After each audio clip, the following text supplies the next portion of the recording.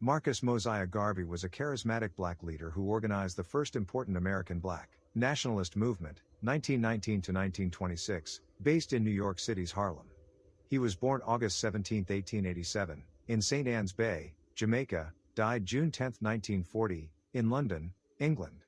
Garvey attended school in Jamaica until he was 14. After traveling in Central America and living in London from 1912 to 1914, he returned to Jamaica, where, with a group of friends, he founded the Universal Negro Improvement and Conservation Association and African Communities League on August 1, 1914, usually called the Universal Negro Improvement Association, UNIA, which sought, among other things, to build in Africa a black-governed nation. Failing to attract a following in Jamaica, Garvey went to the United States in 1916 and soon established branches of the UNIA in Harlem and the other principal ghettos of the North. By 1919, the rising Black Moses claimed a following of about 2 million, though the exact number of association members was never clear. From the platform of the association's Liberty Hall in Harlem, he spoke of a new Negro, proud of being black. His newspaper, Negro World, told of the exploits of heroes of the race and of the splendors of African culture. He taught that blacks would be respected only when they were economically strong, and he preached an independent black economy within the framework of white capitalism. To forward these ends, he established the Negro Factories Corporation and the Black Star Line in 1919, as well as a chain of restaurants and grocery stores, laundries, a hotel, and a printing press. He reached the height of his power in 1920, when he presided at an international convention in Liberty Hall, with delegates present from 25 countries. The affair was climaxed by a parade of 50,000 through the streets of Harlem, led by Garvey and the Flamboyant Array.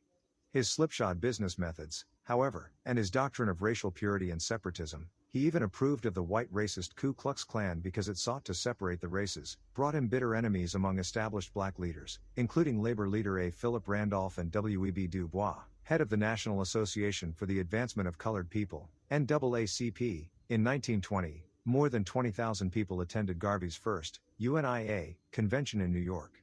The convention produced a Declaration of Negro Rights, which denounced lynchings, segregated public transportation, job discrimination, and inferior black public schools. The document also demanded Africa for the Africans.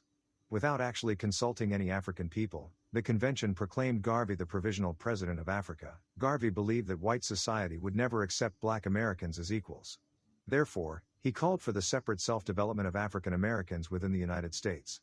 The UNIA set up many small black-owned businesses such as restaurants, groceries, a publishing house, and even a toy company that made black dolls.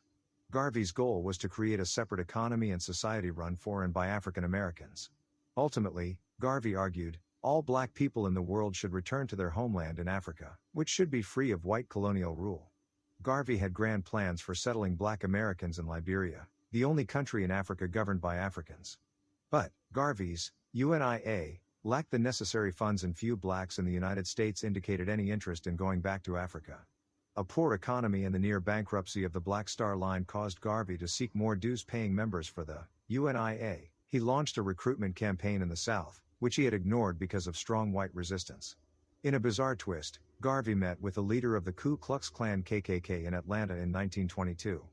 Garvey declared that the goal of the UNIA and KKK was the same, completely separate black and white societies.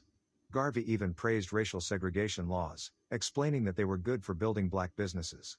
Little came of this recruitment effort. Criticism from his followers grew.